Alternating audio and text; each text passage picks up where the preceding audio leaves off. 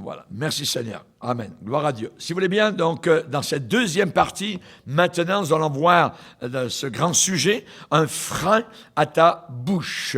Un frein à ta bouche. Cela est très important. Si vous voulez, on va aller donc dans le livre des Proverbes. Dans le livre des Proverbes.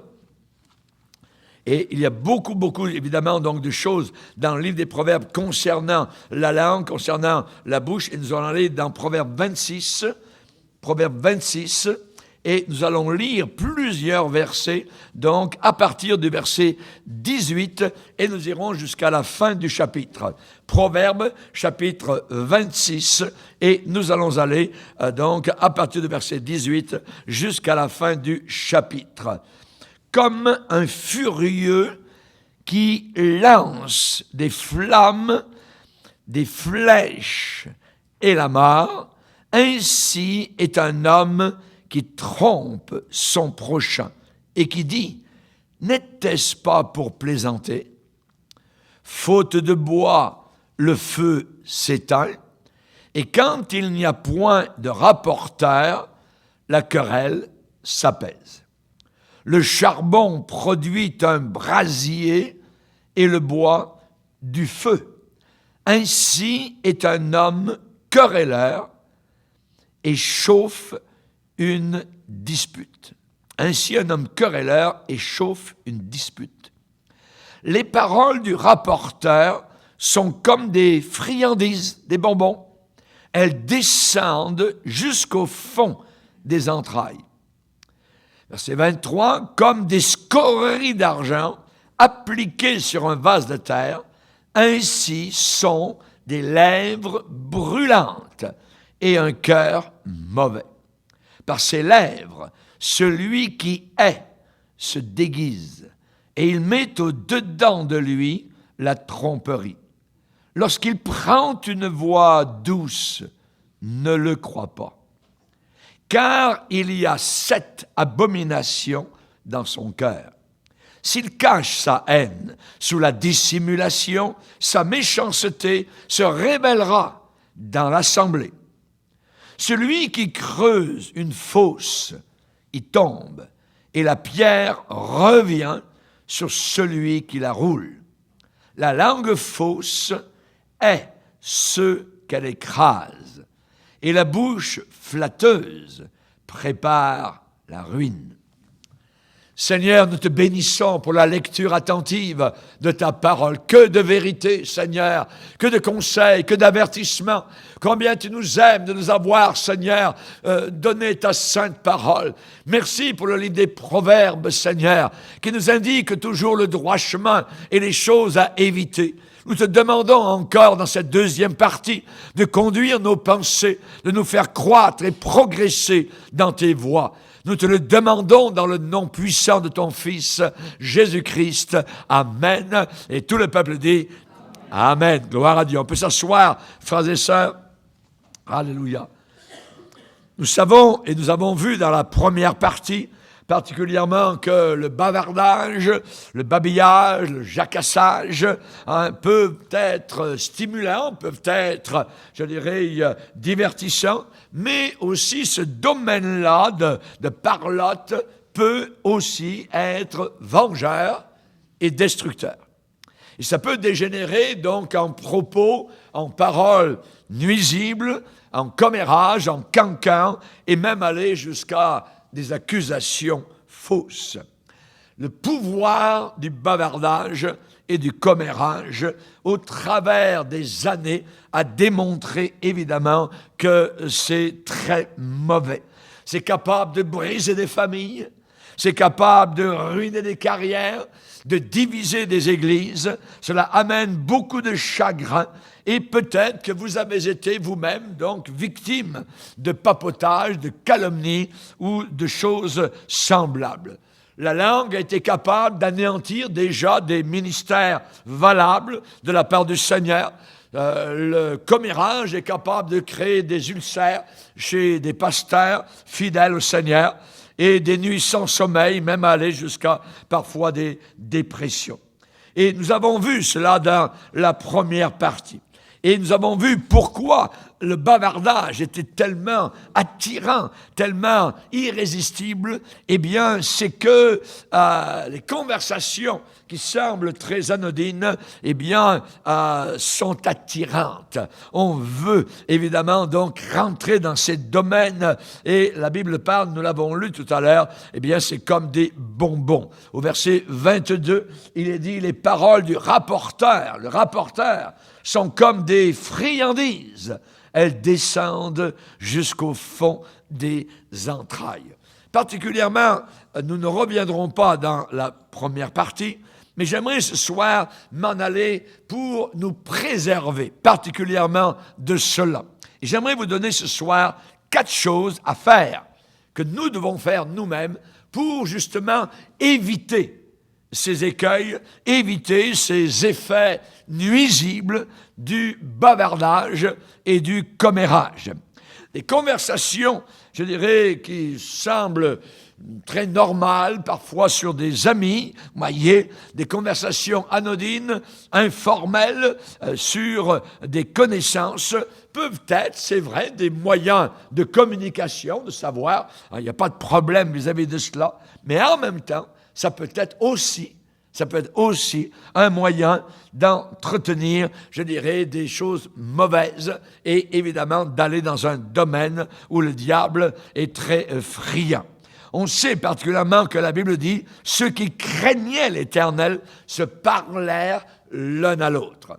En tant que chrétien, si notre cœur est honnête, si notre cœur est propre, eh bien, on peut se parler, évidemment, et le Seigneur est attentif, évidemment, donc, à tout ce qui est dit. Et nous n'avons pas, je dirais, de préjugés si le Seigneur est là, présent, comme un auditeur invisible, si ce que nous disons est dit avec un cœur propre, avec un cœur pur. Ceux qui craignaient l'Éternel. Si je crains l'Éternel, voyez, eh bien, on peut parler à une autre personne qui craint aussi l'Éternel. Si la source de ce que nous disons est propre, si la source de ce que nous déclarons est propre et pure, eh bien, c'est ce que la langue va communiquer. Ça sort du cœur et ça va sur nos lèvres, voyez. Mais si la source de ce que nous disons est contaminée ou empoisonnée, voyez, alors c'est la langue qui va dévoiler, qui va montrer ce poison. C'est par la langue, voyez. Vous avez déjà vu le docteur, quand nous étions petits, hein, le docteur arrive, il a une cuillère en bois ou en fer, et on nous demande « Ouvre ta bouche, mon petit garçon ». Et il dit « Ah ». Et nous avons ouvert la bouche et le médecin a appuyé sur la langue pour voir comment était notre langue. Voyez, la langue, c'est ce qui montre comment est notre intestin. Si vous avez une langue blanche, ça veut dire que vous êtes malade. Si vous avez une langue bien rosée, ça veut dire que vous êtes en très bonne santé. La langue dit ce qu'il y a à l'intérieur de l'estomac. Et nos paroles qui sortent de notre langue disent comment est notre cœur. Comment est notre cœur. Raison pour laquelle nous allons voir qu'il y a des personnes à éviter. Parce que leur langue est toute blanche. Ils sont malades. Ils sont empoisonnés. Et évidemment, ce sont des personnes à ne pas fréquenter parce que ce sont des rapporteurs. Voyez, le charbon produit un brasier, le bois produit du feu. Ainsi, exactement pareil, un homme querellaire va chauffer une dispute. Donc, on sait que le maître calomniateur, c'est Satan. Vous êtes calomnié. Pasteur, je ne suis pas calomnié. Oui, vous êtes calomnié par Satan. Si vous aimez Jésus, vous êtes calomnié par le diable qui vous accuse devant Dieu jour et nuit. C'est ce que la Bible dit dans l'Apocalypse. L'accusateur des frères, Satan qui accuse. Il a une langue sale, il a une langue blanche, lumineuse. C'est un malade. Il est malade, voyez. Et j'aimerais ce soir vous annoncer 4 choses pour être en bonne santé, pour avoir une langue propre, pour avoir une belle langue rosée et avoir des bonnes paroles, donc, qui sortiront de votre bon cœur. Amen. Gloire au Seigneur. La Bible dit, par exemple, exhortez-vous les uns les autres chaque jour. Donc, on peut s'exhorter, on peut s'encourager, évidemment, de la bonne manière. Nos cœurs sont propres, nos cœurs sont purs, voyez, on n'en veut à personne. Et nous voulons, évidemment, donc, nous encourager. Et la Bible dit, autant qu'on peut dire aujourd'hui, exhortez-vous les uns les autres. On s'exhorte comment? Eh bien, on s'exhorte à marcher dans les voies du Seigneur. On s'encourage les uns les autres. Il y a tellement de découragement et de choses qui peuvent nous décourager comme chrétiens que nous avons besoin des uns et des autres pour nous fortifier. Mais attention au bavardage pernicieux. Attention à la calomnie. Moi, j'appelle ça des paroles, des propos distillés. Distillés. Vous savez, les alambics, voyez, ils distillent l'alcool, voyez, et des gouttes raffinées tombent au bout de toute une machine, voyez, qui marche, tout ça, et soudain, il y a juste quelques gouttes qui sortent au bout, voyez, on appelle ça un alambic. Un alambic, voyez. Et attention aux propos qui sont distillés et qui font mal, qui laissent des traces pour ruiner de bonnes relations. Des propos distillés qui sont là pour salir une réputation et même pour briser des vies. Attention à cela, voyez. Observez, regardez attentivement, voyez, ce que les autres vous disent. Il faut observer ce que les autres vous disent et observez ce que, évidemment, ils se disent les uns aux autres. Notez ce que leur conversation révèle, ce qui est là au fond de leur cœur. Dans Proverbe 10, verset 19, il est dit, « Celui qui parle beaucoup, ne manque pas de péché. » Celui qui parle beaucoup ne manque pas de péché. Mais celui qui retient ses lèvres, qui a un frein à sa bouche, c'est un homme prudent. C'est une personne prudente. Voyez, une voiture qui n'a pas de frein, c'est un danger mortel sur la route. Et une bouche qui n'a pas de frein, c'est un danger mortel partout où elle va. Vous vous rappelez l'histoire de Doeg? Doeg, dans l'Ancien Testament, eh bien, David a écrit à son sujet. C'était un calomniateur. Lisez avec moi dans le psaume 52. Psaume 52. Doeg. C'était un rapporteur. Et il était dans le camp ennemi avec le roi Saül. Saül, dont, chez qui le Saint-Esprit s'était retiré. Psaume 52, verset 1. Il est dit, à l'occasion du rapport, le rapporteur, du rapport que Doeg, notez ce nom, Doeg, l'Édomite, vint faire à Saül en lui disant, « Hé, Saül, David s'est rendu dans la maison d'Achimélec. » Regardez le psaume que David a écrit au sujet de ce calomniateur. « Pourquoi te glorifies-tu de ta méchanceté, tyran? La bonté de Dieu subsiste toujours. Ta langue n'invente que malice, comme un rasoir affilé, fourbe que tu es. Tu aimes le mal plutôt que le bien. Tu aimes le mensonge plutôt que la droiture. Tu aimes toutes les paroles de destruction, langue trompeuse. Aussi Dieu t'abattra pour toujours. Il te saisira et t'enlèvera de ta tente. Ça veut dire que tu vas mourir. Il te déracinera de la terre des vivants. Les justes le verront et auront de la crainte. Et ils feront de lui le sujet de leur moquerie. Voilà l'homme qui ne prenait point Dieu pour protecteur, mais qui se confiait dans ses grandes richesses et qui triomphait par sa malice. Doeg. Il avait une langue comme un rasoir. Et c'est lui qui rapportait à Saül où était David, pour que Saül aille tuer David, l'homme de Dieu. Qu'est-ce que ça veut dire? Ça veut dire, tenons notre langue en bride. Tenons notre langue en bride. Réfléchissons avant, pas après, avant de parler. Avant de dire quoi que ce soit sur quelqu'un, nous devons nous poser toujours la question, est-ce que j'oserais répéter cela en sa présence, devant lui? Est-ce que j'oserais répéter cela en la présence de la personne en question, devant lui?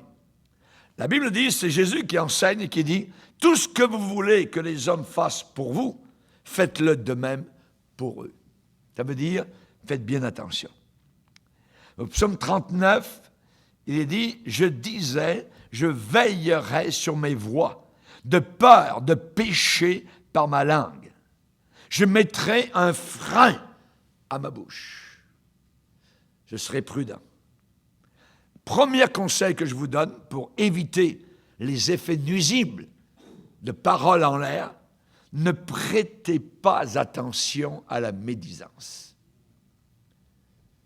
Ne vous arrêtez pas quand vous entendez de la médisance. Les bavards et les calomniateurs ne sont pas les seuls, je dirais, à être blâmés. Mais évidemment, ces gens-là ne pourraient pas continuer si personne ne les écoutait.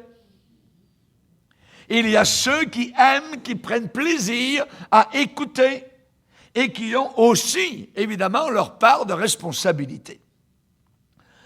En écoutant des médisances, en écoutant des calomnies, ça peut être interprété par celui qui calomnie. Si vous écoutez, ça peut être interprété comme une approbation silencieuse. Vous écoutez? Oui. Et là, la personne peut se dire, ah, il m'écoute, c'est bon. Et ça, évidemment, ça peut favoriser la propagation de propos pernicieux. Il est dit dans Proverbe 17, le méchant est attentif à la lèvre inique. Le méchant, ça vient chercher en vous votre méchanceté. Puisque nous avons une nature pécheresse, Jésus a bien dit, méchant comme vous l'êtes, vous savez donner de bonnes choses à vos enfants. Et quand j'écoute moi-même des propos, je dirais calomniateurs, alors que je sais évidemment que c'est complètement faux, que ça n'a aucun sens, évidemment, alors, si j'écoute, je deviens méchant.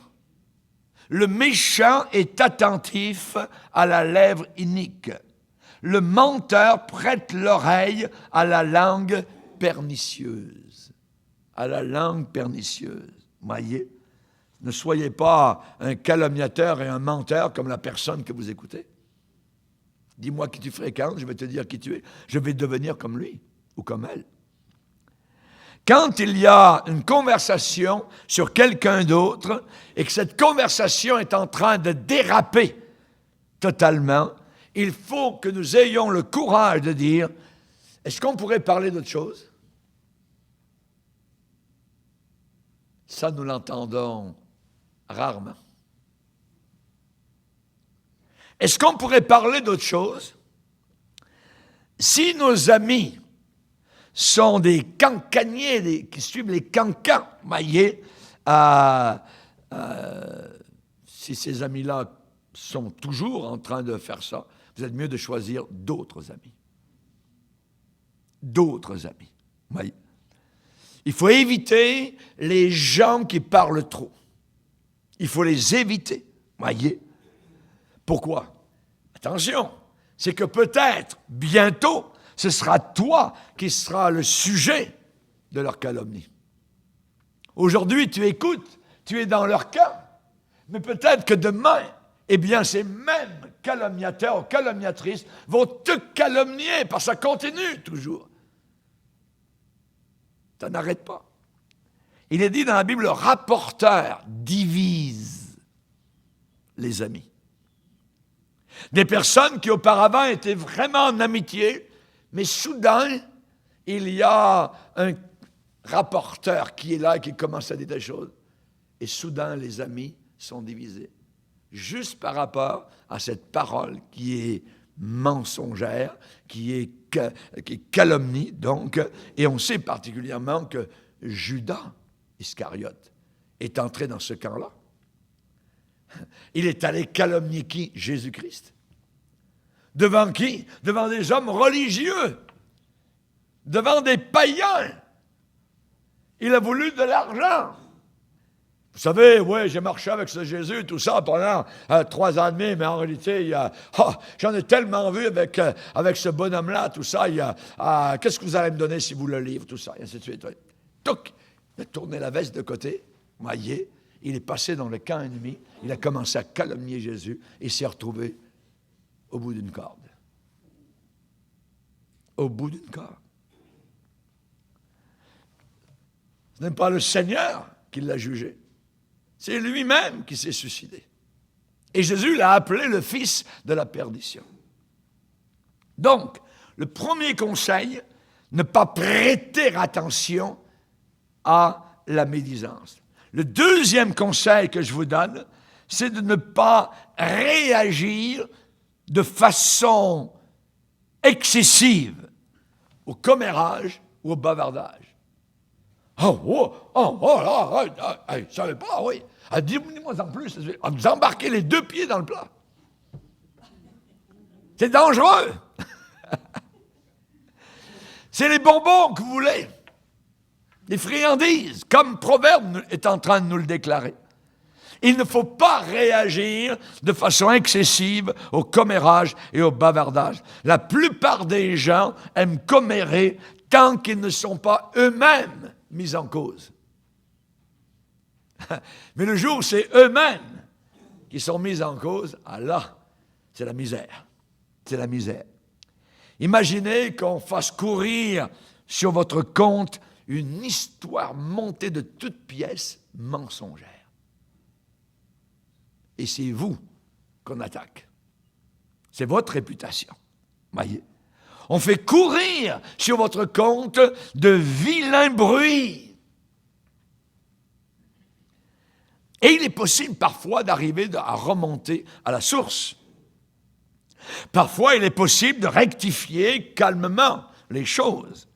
Mais que faire si ce n'est pas le cas? Si on n'y arrive pas? Est-ce qu'on va se mettre en colère? Voyez? Ça vaut 0. La colère n'accomplit pas la volonté de Dieu. Se mettre en colère ne servira absolument à rien. Et nous allons lire la réaction que nous devons avoir au psaume 37. Au psaume 37,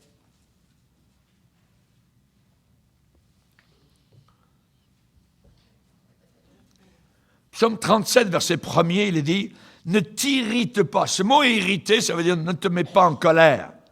Ne t'irrite pas contre les méchants. N'envie pas ceux qui font le mal. Car ils sont fauchés aussi vite que l'herbe et se flétrissent comme le gazon vert. La réponse, c'est verset 3. Confie-toi en l'Éternel et pratique le bien. Aie le pays pour demeure et la fidélité pour pâture. Fais de l'Éternel tes délices et il te donnera ce que ton cœur désire.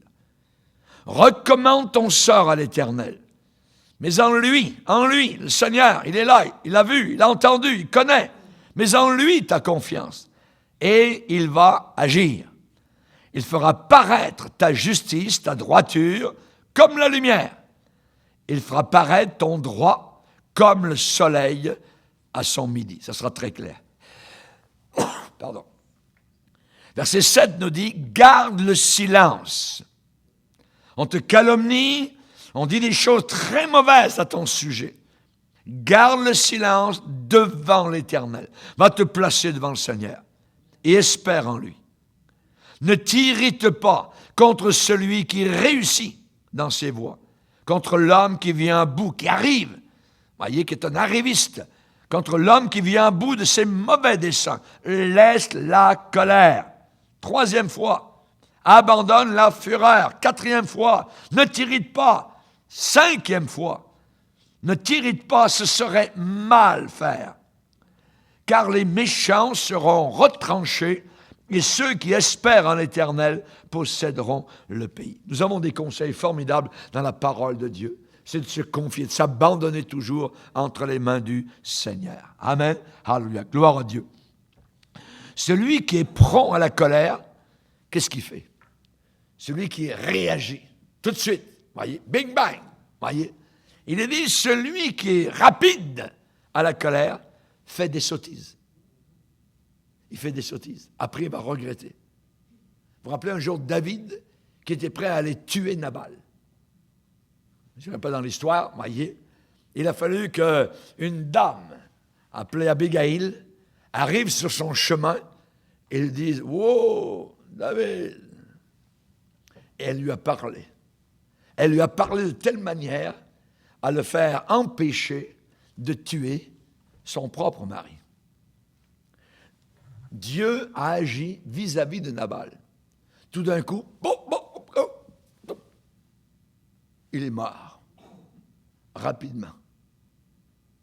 Dieu l'a jugé. Dieu est capable de juger. Dieu est capable d'agir.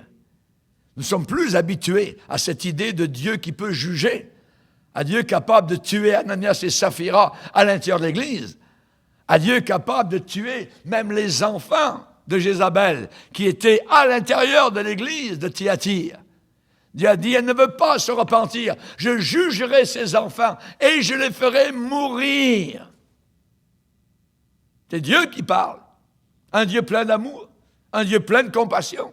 Et pourtant, il est un Dieu qui voit et qui est capable, je dirais, donc de juger. Le conseil de Salomon, c'est dans Ecclésiaste, chapitre 7, et le verset 21 et 22. On va le lire. Ecclésiaste,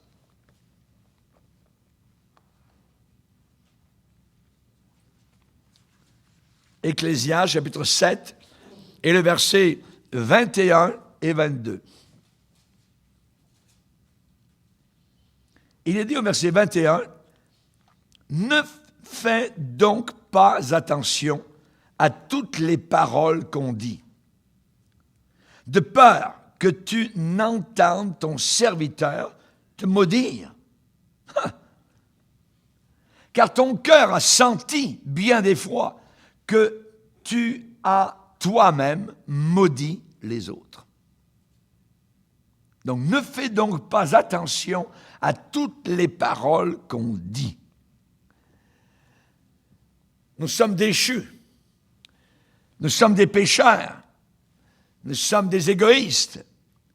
Et le bavardage et le papotage font partie de la vie. Et il est possible, probable, qu'à un moment ou à un autre, nous-mêmes, nous nous sommes laissés aller dans ce domaine fangeux. Vous vous rappelez Saül, quand il a été appelé à être le premier roi sur Israël, il y a des gens qui ont dit, hein? C'est lui qui va régner sur nous? Et à cette époque-là, où le roi Saül était très humble, il a eu une très bonne réaction. Vous savez, la réaction quand il a entendu les gens dire « Hein, c'est lui qui va régner sur nous », il a dit que le roi Saül n'y prit pas garde. Il n'y prit pas garde. Et c'est un très bon conseil. Sinon, tu vas perdre ta joie. Il faut continuer à servir ton Dieu, avoir les yeux rivés sur Jésus-Christ. Tu garderas ta joie et tu vas continuer à le servir et à être utilisé. Mais si tu t'arrêtes en disant « Oh, c'est terrible, ils disent ça de moi, et les autres, ainsi de suite. » Laisse faire. Il est dit, tous ceux qui veulent vivre pieusement en Jésus-Christ seront persécutés. Ça, c'est le lot de tous les véritables chrétiens, d'avoir de la calomnie sur leur propre vie. Dans Ésaïe 42, il est dit, qui est aveugle comme mon serviteur? Qu'est-ce que ça veut dire? Qui est aveugle comme mon serviteur? Il faut parfois être aveugle et sourd à certaines choses et à certaines choses, je dirais, que nous voyons. Il faut continuer notre chemin, ne pas s'arrêter. Qui vous a arrêté, va dire l'apôtre Paul aux Galates. Cette influence ne vient pas de celui qui vous a appelé. Alors, il faut faire attention à 4 choses particulièrement. La flatterie, que c'est dangereux. La flatterie. Dire des compliments, il n'y a pas de problème quand ils sont honnêtes et vrais. Mais quand on vous monte, je dirais, au-dessus du 3e étage, voyez, et vous commencez à avoir des vertiges tellement la personne vous élève, voyez, c'est très dangereux. Parce que c'est juste avant la chute. Lisez avec moi, Proverbe chapitre 20, verset 17. Proverbe 20, verset 17.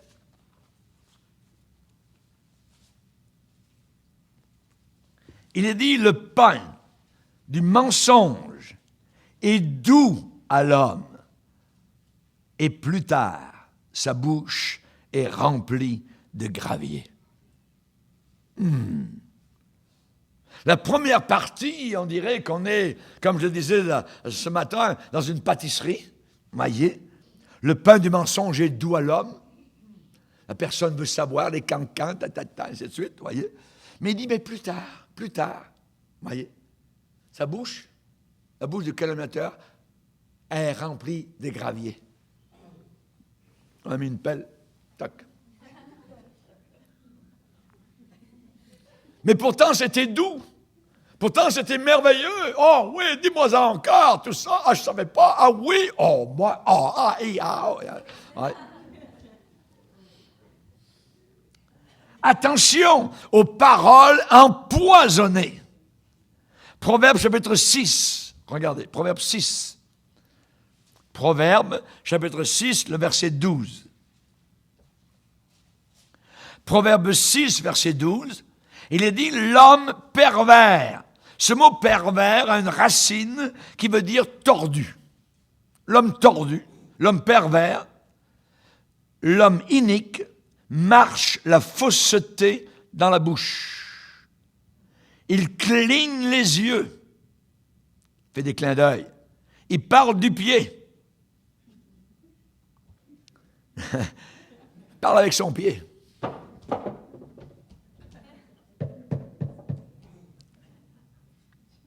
Parle pas avec sa bouche, il dissimule. Il fait des signes avec les doigts.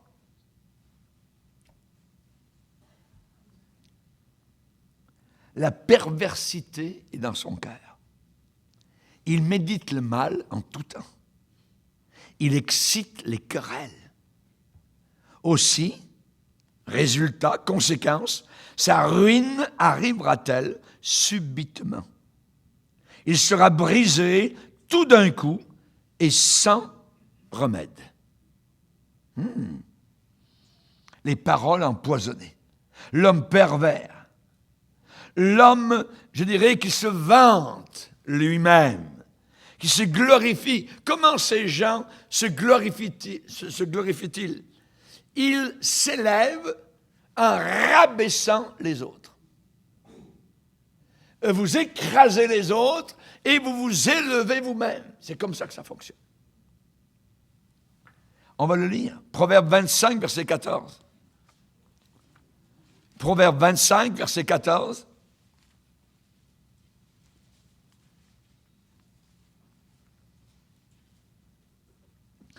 Comme des nuages et du vent sans pluie, ça veut dire sans aucune bénédiction, ainsi, comme cela, c'est la même chose qu'un homme qui se glorifie à tort de ses libéralités. Un homme qui se glorifie à tort de ses libéralités, c'est comme des nuages qui passent, et on penserait qu'ils vont apporter de la pluie, mais non, ça passe, c'est du vent. C'est du vent. Des nuages qui n'ont aucune bénédiction. Se vanter soi-même de ses libéralités. Un homme qui se croit sage, la Bible dit, il y a plus à espérer d'un insensé que de lui. Proverbe 22, verset 24. Proverbe 22, on va le lire, Proverbe 22, verset 22, 24.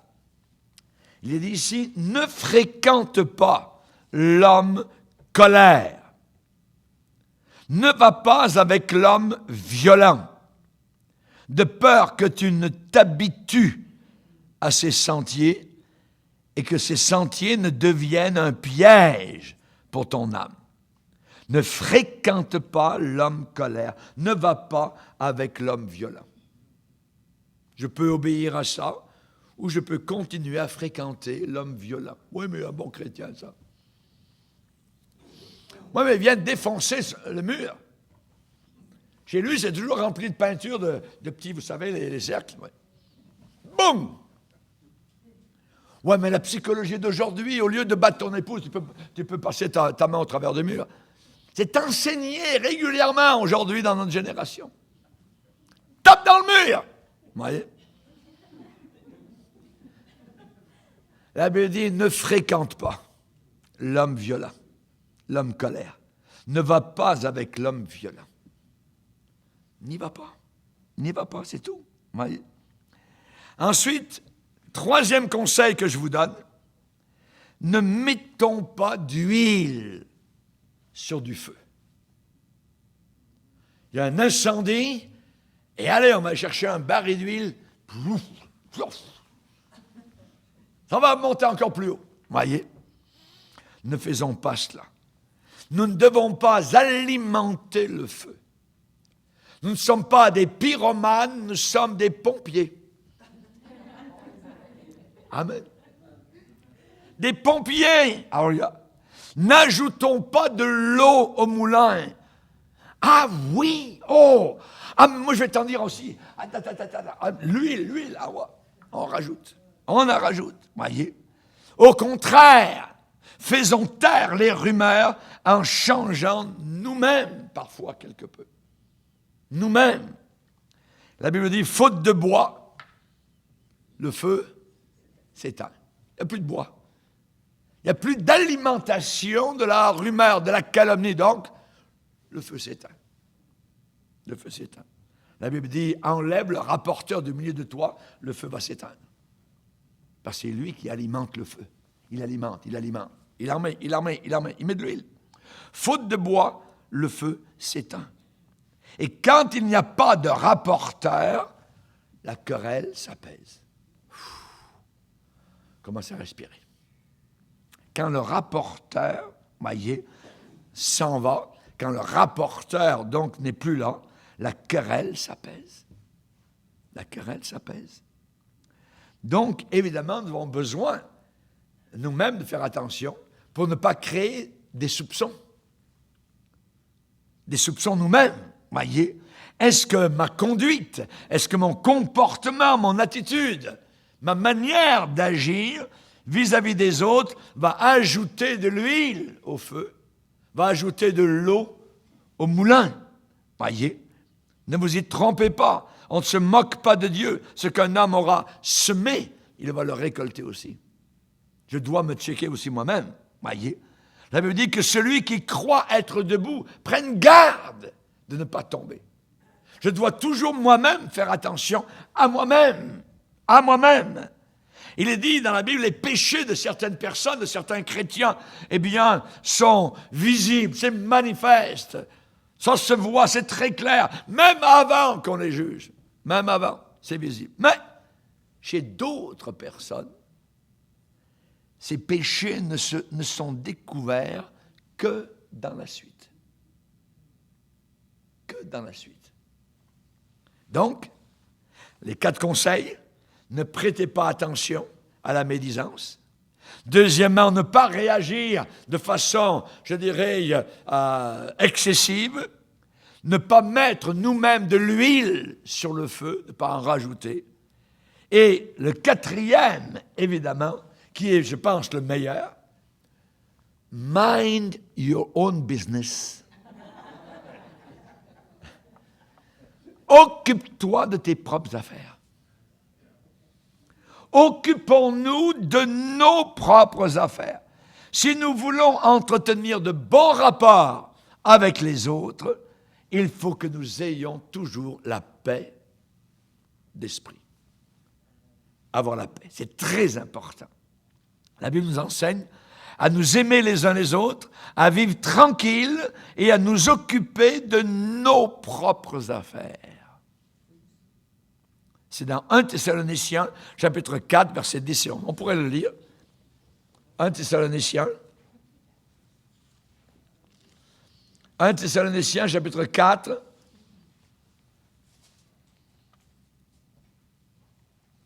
Où il est dit au verset 10, « Mais nous vous exhortons, frères, à abonder toujours plus dans cet amour fraternel, authentique, et à mettre votre honneur, votre point d'honneur, à vivre tranquille et à vous occuper de vos propres affaires. » Et à vous occuper de vos propres affaires. Il y a des gens qui ont le nez tout le temps dans la soupe de l'autre. Regarde ta propre soupe. Tes propres affaires. C'est l'apôtre Pierre qui va dire que personne d'entre vous, en effet, ne souffre comme meurtrier. Si quelqu'un a tué, il va souffrir. Il vient de tuer quelqu'un, imaginez. Que nul de vous, les enfants de Dieu, en effet, ne souffre comme meurtrier ou comme voleur. Si vous volez, vous allez en supporter les conséquences. Que personne ne souffre comme meurtrier ou voleur ou comme malfaiteur, faire du mal. Ou comme s'ingérant dans les affaires des autres. S'ingérer, rentrer dans les affaires des autres. Occupe-toi de tes propres affaires et tu auras la paix. Le bavardage, les calomnies, le commérage font partie de la vie, mais il faut être conscient de son pouvoir destructeur. Il faut le savoir, voyez. Et évidemment, il faut, je dirais, suivre les conseils de la parole de Dieu. C'est bien beau d'entendre ce que nous entendons aujourd'hui, mais il faut le faire. Il faut le faire, voyez. Paul a dit que tout ce qui est vrai, pas tout ce qui est faux, tout ce qui est vrai, tout ce qui est pur, tout ce qui est propre, soit l'objet de vos pensées. Et le Dieu de paix sera avec vous. Et le Dieu de paix sera avec vous. Amen. La Bible dit dans Proverbe 15, verset 23, il y a de la joie à donner une réponse de sa bouche, hein, et une parole qui est dite à propos est agréable. Qui est dite à propos. C'est-à-dire qui est dite dans le bon sens, au bon moment. Tout ça, c'est comme des ciselures d'argent sur des pommes d'or.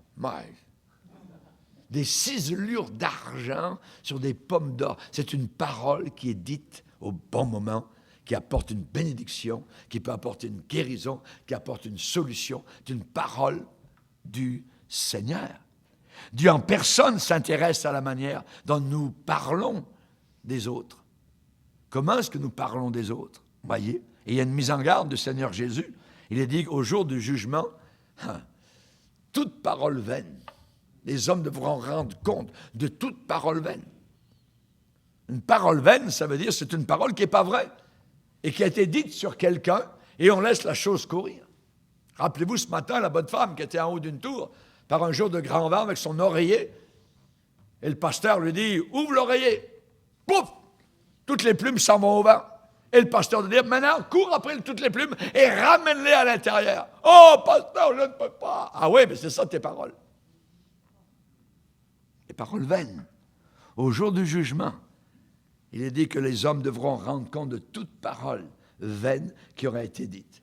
Je vais vous lire le texte. L'homme bon, l'homme qui est bon, tire de bonnes choses de son bon trésor. 3 fois, il y a le mot bon.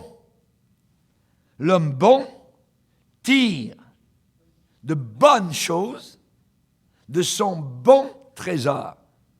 Et l'homme méchant tire de mauvaises choses de son mauvais trésor. Je vous le dis, au jour du jugement, les hommes rendront compte de toute parole vaine, en l'air, du vent, qu'ils auront proférée. Les plumes vont revenir dans l'oreiller au jour du jugement. toute parole vaine qu'ils auront proférée. Car par tes paroles, tu seras justifié et par tes paroles, tu seras condamné. C'est pas une petite affaire. Donc, nous devons faire très attention. Rappelez-vous Doeg. Nous ne voulons pas être amis avec Doeg. Nous ne voulons pas suivre l'exemple de Doeg, où David a dit « Pourquoi te glorifies-tu de ta méchanceté? La bonté de Dieu subsiste toujours. Ta langue n'invente que malice, comme un rasoir affilé. » Une langue peut couper extrêmement, peut détruire. Voyez, David a dit « Hey Doeg, tu aimes toutes les paroles de destruction. » Il faut faire attention. Il faut nous tenir à l'écart du bavardage malveillant et nuisible. Il est dit que l'oreille attentive aux réprimandes qui mènent à la vie, cette oreille fera son séjour au milieu des sages. La personne va habiter parmi les sages, ceux qui sont intelligents. L'oreille attentive aux réprimandes, les réprimandes qui mènent à la vie, cette personne fera son séjour au milieu des sages. Ça veut dire habitera, demeurera au milieu des sages. Proverbe 15 et le verset 31. Un autre passage, et le dernier, il est dit, veux-tu voir un homme habile dans son travail? Habile. Il ne se tient pas auprès des gens obscurs, ténébreux. Il se tient auprès des rois. Tiens-toi auprès du roi. Et tu vas être habile dans ton travail, dans ta vie chrétienne. Tiens-toi proche du roi des rois. Amen. Seigneur, nous sommes devant toi et nous voulons te glorifier et nous voulons te remercier pour cette journée particulière où tu nous as parlé sur un sujet, Seigneur, qui est d'importance capitale dans le monde de calomnie dans lequel nous nous trouvons. Puisque tu as dit qu'à la fin des temps, les hommes seraient diabologues, ils seraient calomniateurs. Merci, Seigneur, de nous garder, de nous préserver. Aide-nous, Seigneur, à nous éloigner de la langue qui calomnie, la langue qui détruit, Seigneur.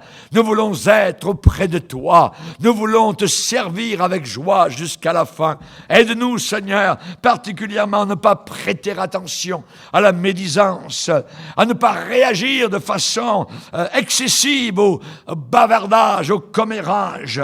Nous ne voulons pas, Seigneur, mettre de l'huile sur le feu, mais nous voulons nous occuper de nos propres affaires. Aide-nous, s'il te plaît, dans ta grâce, au nom de Jésus. Amen. Et tout le peuple dit Amen. Gloire à Dieu. On va se lever, frères et sœurs.